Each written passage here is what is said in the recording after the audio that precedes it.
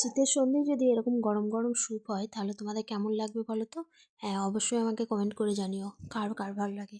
আমার তো খুব ভালো লাগে। এই যে এখানে সমস্ত কিছু সবজি নিয়ে নিয়েছিলাম, আর 4 পিস চিকেন ছিল সেটাও নিয়ে নিয়েছিলাম। আর এখানে কড়াইয়ের মধ্যে বাটার দিয়েছিলাম, বাটার দেওয়ার পর ভালো করে একটু নাড়িয়ে নিয়ে ওটাতে দিয়েছিলাম রসুন। তো রসুন কুচি করে করে দিয়েছিলাম। এবার এটাকে একটু ভেজে নেওয়ার পর এখানে পেঁয়াজ দিয়ে দেবো। পেঁয়াজটা যে খুশি মানে যে যেমন ইচ্ছা দিতেও পারো নাও পারো, আমি আমার মতো করে দিয়েছিলাম।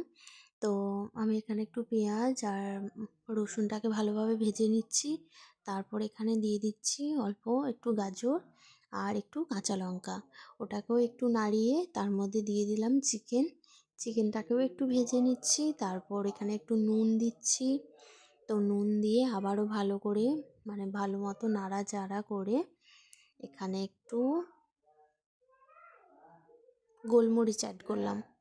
এই যে আমার গোলমরিচ দেওয়া হয়ে গেছে। এবার এখানে জল দিয়ে দিচ্ছি। তো জল দেওয়ার পর এটা একটু ভালো করে ফুটতে থাকুক। তারপরেই আমি ধনেপাতা আর বিনসটা অ্যাড করব, কারণ প্রথমেই দিলে বিনসটা খুব গলে যায়। তাই জন্য এই যে দেখো এখানে ফুটে উঠেছে। এখানে বিনস আর একটুখানি ধনেপাতা অ্যাড করলাম, খুব বেশি ধনেপাতা দিইনি গো।